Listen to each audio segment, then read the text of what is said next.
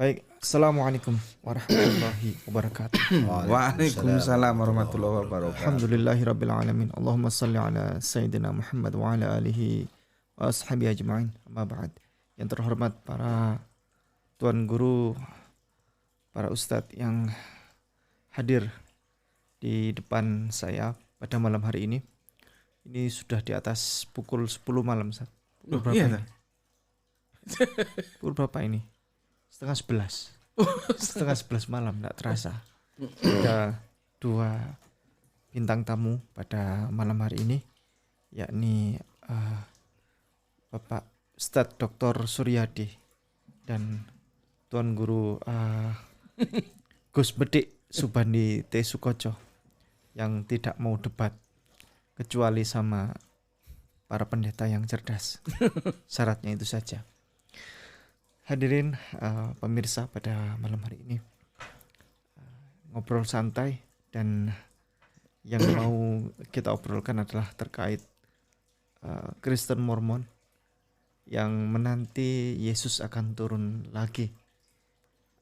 Ini Kristen yang unik, yang mereka eksklusifnya itu sangat luar biasa, dan golongan lain itu dianggap golongan yang bid'ah, begitu kurang lebih. Kristen apapun itu adalah bid'ah menurut mereka.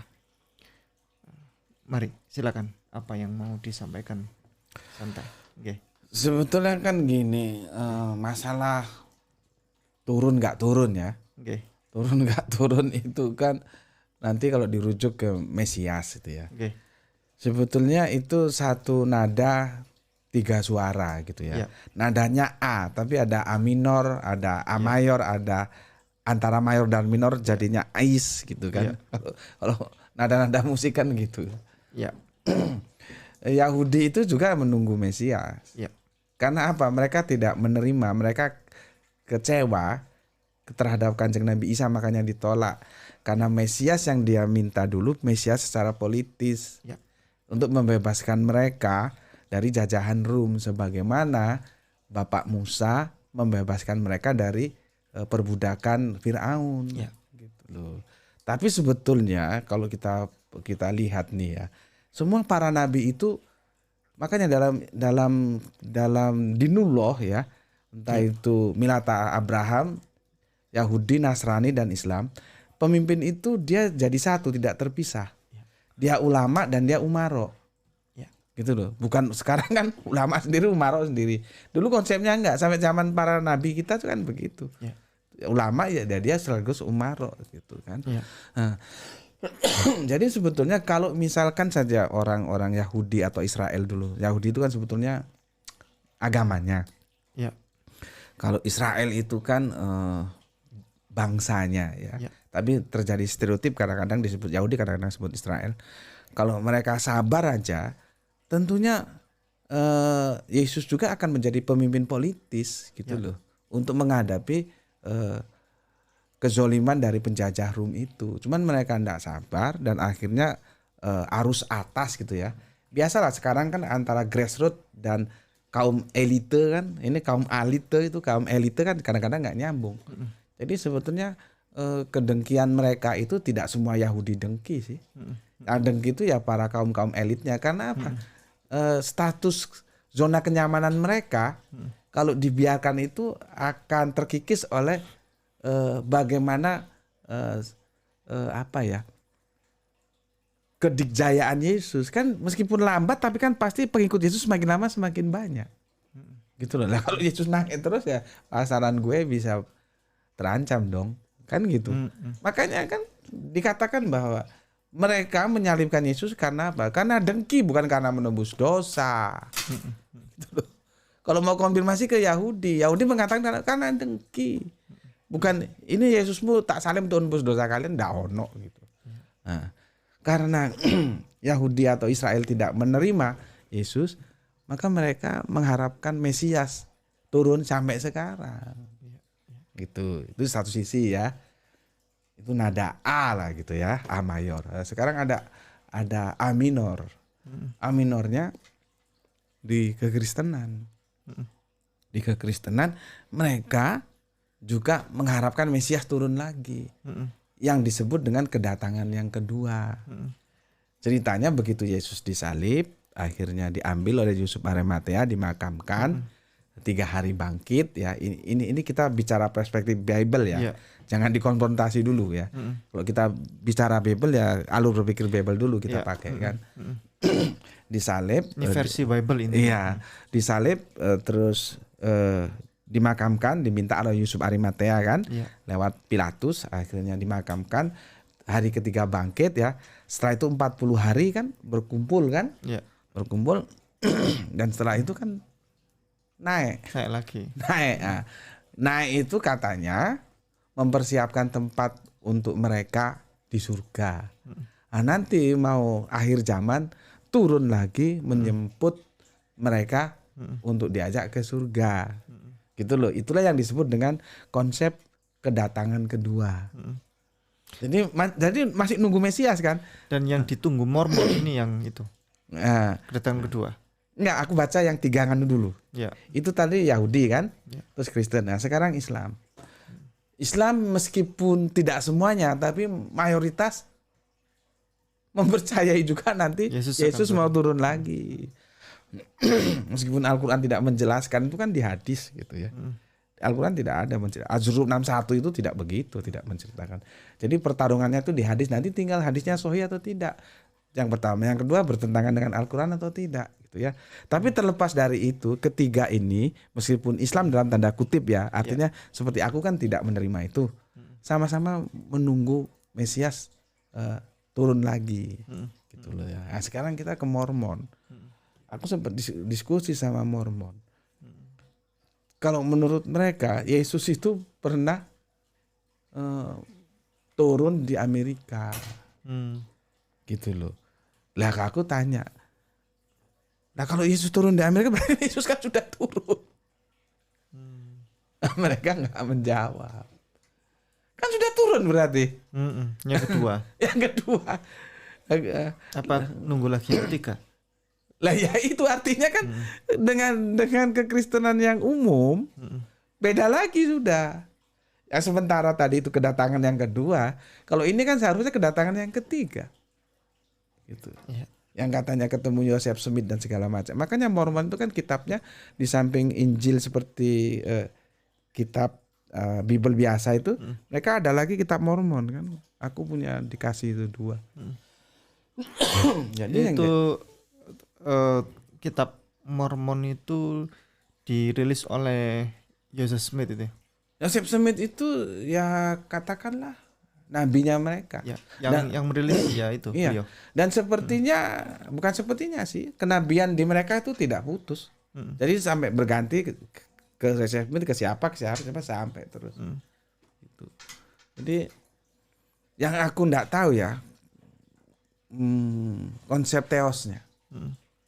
Tapi ketika kan gini ceritanya, aku baru jemput istri pulang kerja, ya tiba-tiba kok tumben sih pingin bakso gitu ya, makan bakso lah kami. Ketika sudah selesai kan aku sama istri keluar, istri pertama maksudnya, yang kedua kan masih nyari. Gitu. Nah, begitu keluar, Mormonnya ini masuk gitu loh. Jadi kami papasan di halaman parkir. Kalau Mormon itu kan stylenya rapi mereka. Pakai dasi, pakai nama. Dasi merah biasanya. Dan bajunya putih, celananya krem. Mereka rapi. Mereka rapi. Ya. Begitu turun dari mobil, aku nggak tanya, aku juga heran. Kami bukan Tritunggal, gitu loh. Ngomong langsung gitu ke aku. Bukan Tritunggal. Kami bukan Tritunggal, gitu loh. Oh iya. Dari itulah aku tertarik. Kami terus tukaran nomor handphone WA. Nah, makanya dia tak undang ke rumah kan. Kita sempat diskusi dan akhirnya aku juga diundang ke gerejanya, kita diskusi. Cuman ketika aku tanya, jadi posisi Yesus itu seperti apa? Nah, itu yang tidak jelas. Nggak jelas gitu loh. Sepertinya ada bapak besar, ada anak kecil gitu loh. Kekuasaan tetap di bapak besarnya itu kalau kekuasaannya. Tapi satu sisi dia mengatakan mereka menolak Tritunggal. Itu jelas aku dengar. Cuman ketika aku minta, coba sih posisi Yesus seperti apa, dia sendiri agak bingung menjelaskannya, gitu loh. Cuman apakah dia sendiri nggak bisa menjelaskan? Kan tidak semua yang dilempar ke lapangan itu semua paham juga kan. Sama seperti kita kan. Nggak semua pendakwa-pendakwa itu juga yang di lapangan ngerti. Jadi sama aja lah tak pikir. Makanya kadang-kadang aku berpikir kok begini ya gitu. Dan mereka menurutku eksklusif. Eksklusif. Cuman tidak gampang mengeluarkan pernyataan. Eksklusif mereka. Dan dimotori gerakan itu kan dari Amerika. Jadi apa bisa kita katakan Kristen Amerika? Jadinya yang berawal dari Amerika ada dua, ya, Mormon sama Saksi Yehova.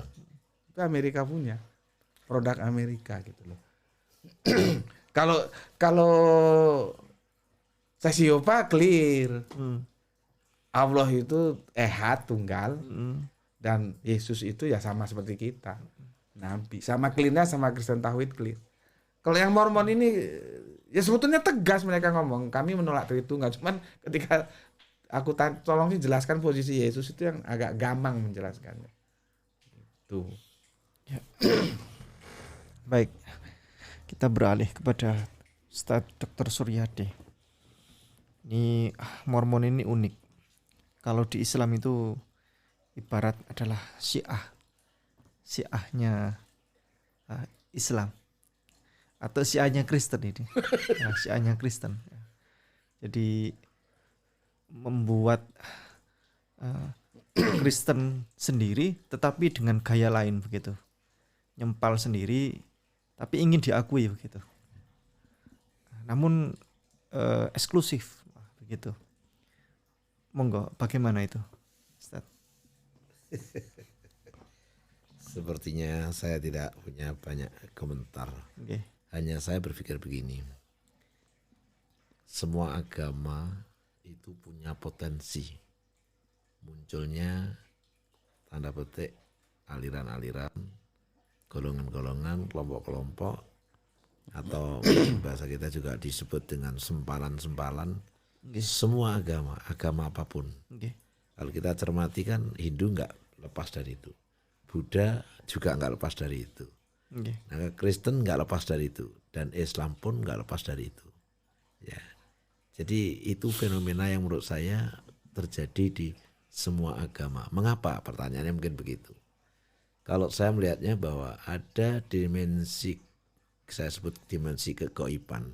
Jadi kalau kita bicara agama itu selalu ada dimensi wilayah gaib, ya, dunia gaib. Nah, misteri-misteri kegaiban itu seringkali lalu kemudian dicoba untuk mereka tembus, mereka masuk. Nah, permasalahannya apakah mereka masuk ke dimensi kegaiban itu lalu masuk dimensi kegaiban secara benar? Nah, karena pengalaman kegaiban ini kan pengalaman yang sangat subjektif. Ya, saya sering bercerita ke mahasiswa saya dulu pernah jadi Ghostbuster loh.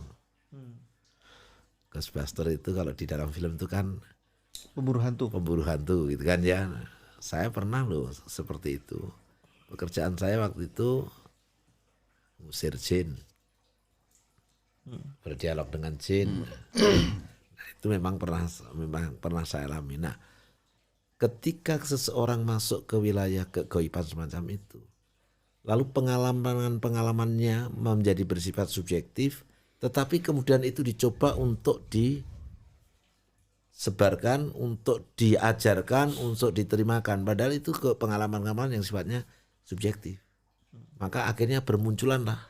Sehingga saya juga tidak terlampau heran kalau kemudian banyak sekali kasus-kasus, mesti sekarang yang baru lama itu kan kasus Blitar dengan Gus Samsudin, ya kan?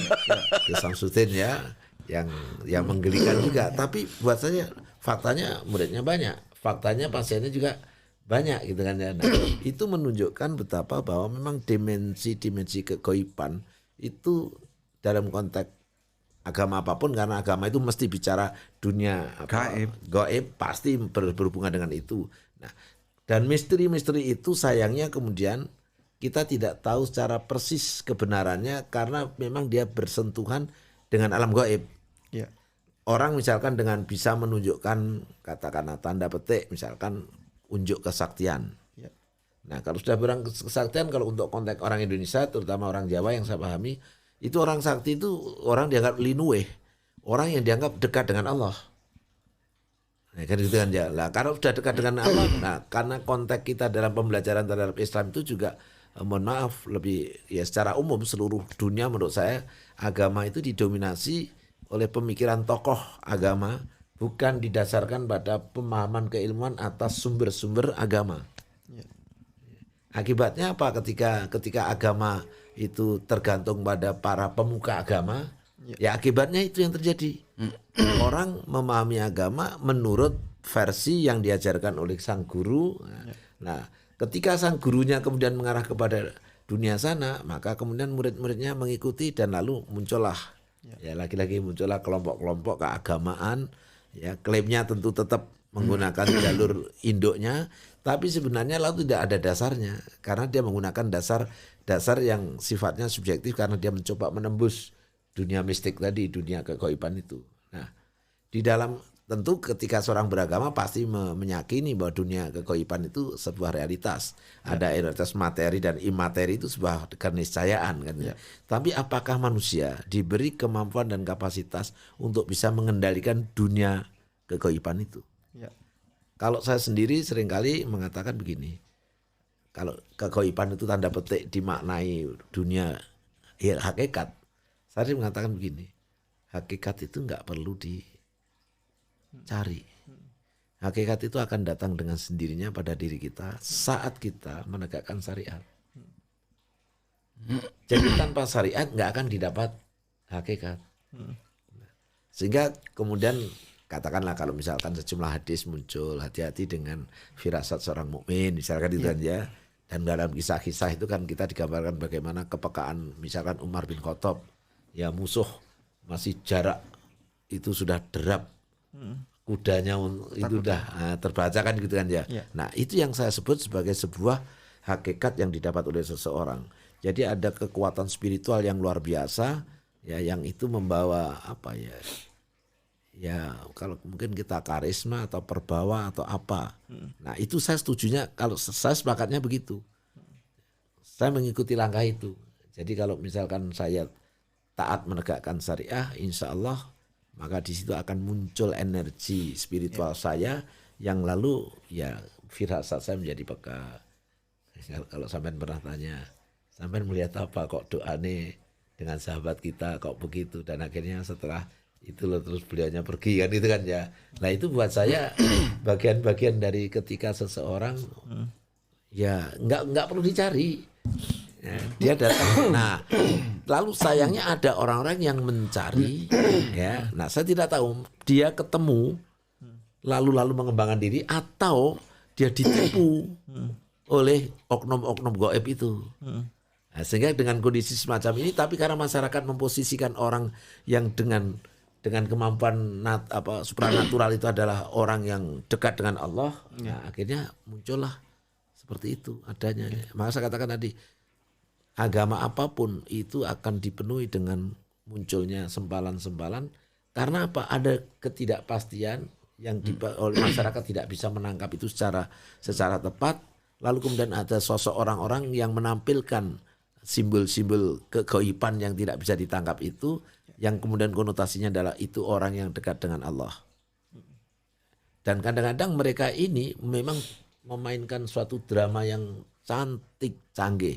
Misalkan suatu saat, misalkan ya, dalam sebuah pengajian, seorang ustadz mengatakan, saya kecewa, kenapa kalian juga belum menjalankan apa yang saya perintahkan. Masih saja kalian meninggalkan sholat malam. Murid-muridnya kaget. Sekarang pertanyaannya, kalau ada sekian orang, apa semuanya sholat malam? Tidak. Maka yang tidak sholat malam, aduh aku ketahuan. Nah, Apa itu trik semacam itu? Waduh, guru luar biasa, roh lah aku gak sholat malam. Padahal dia gak tahu. Seperti itu. Nah, ada lagi mekanisme yang pernah saya kenali. Begitu ada masalah, lalu datang ke ustadznya bilang, sebentar saya tak kontemplasi dulu. Masuklah ke dalam kamar. Sesaat kemudian muncul petunjuk yang saya peroleh begini. Wah, hebat banget.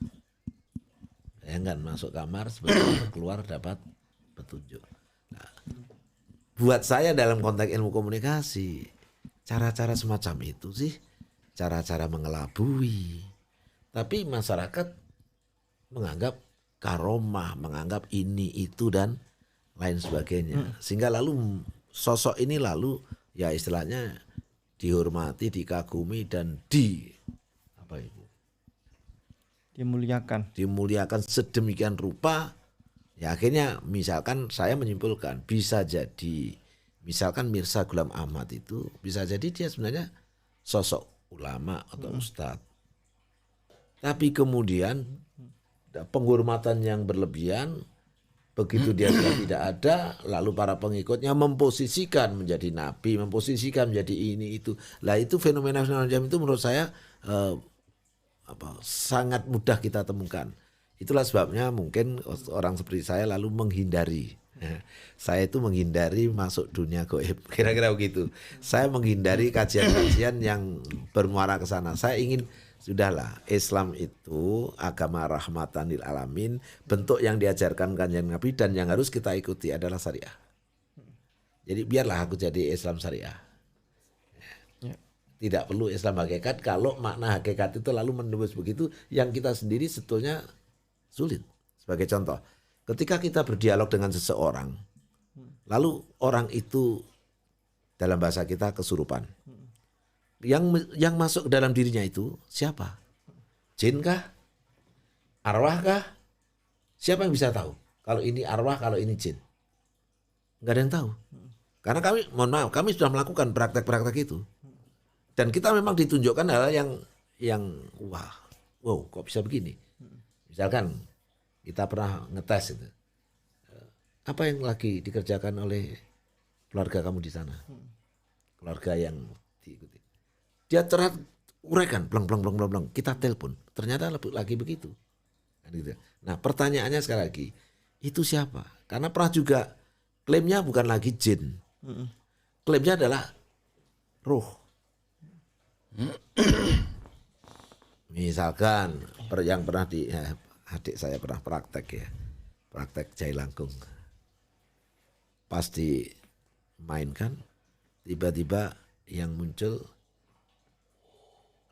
mengaku roh sahabat karibnya dan bisa memanggil adik saya persis dengan panggilannya. Ono apa well itu tewel itu gudeg karena ibu saya kan menjual gudeg. Nah kalau saya sering dipanggil gudeg, kalau adik saya dipanggil tewel, nah, gitu ya. Ono apa well. Terus kemudian dia cerita, aku Soko, memang ada kok tak saya sebut namanya ya. Jadi dia memang memperkenalkan nama. Saya tahu itu sahabat anak adik saya dan saya kenal baik dengan dia juga. Aku mati. Aku kecelakaan. Aku kubur di Kalimantan pun di waktu itu. Nah, keterangan itu semacam itu pertanyaan, apakah dia rohnya si yang mati ini? Dan informasinya benar atau tidaknya? Memang kadang-kadang kita penasaran, kita cek. Nah, kadang-kadang ketika cek itu benar informasinya. Dia memang sudah matinya kecelakaan, bla bla bla bla. Nah, pertanyaannya apakah itu? Nah, dunia-dunia semacam ini, sekali lagi dunia yang kita tidak bisa Ghostbuster. Ya. Jadi kalau ciri ilmu itu kan pengetahuan yang kita bisa duplikasi, pengetahuan yang kita bisa trace, kita telusur, kita ulang, kita ungkapkan gitu. Dalam prinsip-prinsip riset itu kan begitu ya. Nah, tapi kayak yang begini ini. Nah, tapi apapun itu, dunia ini karena faktanya hidup di masyarakat, itu tumbuh dan itu menghasilkan ya akhirnya begitu. Termasuk saya tidak heran ketika muncullah misalkan tadi dikatakan Kristen Mormon, itu produk Amerika, seksi Seksi Yehova, produk Amerika, itu buat saja ya sangat mungkin hal-hal semacam itu ya di-create oleh siapa? Oleh tokoh-tokoh, oleh sosok-sosok. Karena tokoh-tokoh ini kan sebenarnya ya kalau kita telusur kembali mengapa sih ketika agama atau nabi datang itu lalu dilawan, ditentang, hampir semua nabi itu kan mesti ditentang. Sekarang pertanyaannya siapa yang menentang? Pasti kelompok elit. Iya. Ya, para bangsawan, para penguasa. Pasti kenapa? Karena kehadiran Nabi ini akan mengancam, menggeser posisi segala kemewahan yang dimiliki oleh mereka-mereka ini. Nah, sehingga sosok pemuka agama yang bisa kemudian menampilkan keunikan-keunikan tadi juga akhirnya menjadi punya posisi kemuliaan di kan gitu kan. Nah, sehingga ya tidak heran kalau kemudian secara umum sering terjadi muncul sosok yang kemudian menjadi seperti itu lalu membentuk aliran tertentu walaupun kadang-kadang waduh ajarannya tidak karu-karuan. Nah, kalau saya melihatnya seperti itu. Itulah sekali lagi mengapa saya cenderung enggak lah, saya biar jadi Islam syariah sajalah. Saya pelajari kenapa? Karena yang disampaikan Kanjeng Nabi pasti sesuatu yang diamalkan secara masif, bukan sesuatu yang secara spesifik. Kan eksklusif. Nah, kalau adik saya begini, tidak bukan barang yang salah ketika seseorang gitu ya mendapatkan semacam wangsit atau ilham atau apa begitu, kemudian dia melakukan itu. Tetapi kalaupun itu terjadi, maka sesungguhnya itu tidak boleh disebarluaskan. Karena apa? Yaitu untuk dirinya sendiri. Karena yang boleh disebarluaskan itu adalah segala sesuatu yang diajarkan dan menjadi syariah yang itu harus diamalkan oleh para pemeluknya. Nah, segala seperti itu. Nah, saya sekali lagi tipe orang yang menghindari itu semua sehingga saya termasuk kategori ya udahlah saya menjadi seorang muslim rasional saja. Nah, ketika ada fenomena-fenomena begitu, saya menghindar. Saya menghindari fenomena begitu. Guru yang begitu saya hindari. Bahkan saya sempat ngomong, saya itu kalau ada guru kok mencari pengikut, saya tinggal. Kenapa? Karena seorang muslim itu tidak mencari pengikut, tapi orang yang menyampaikan kebenaran yang diterima dari Kanjeng Nabi. Ya kan? Itulah yang perlu jadi yang perlu diikuti bukan orang itu, tapi Kanjeng Nabi. Kan gitu ya.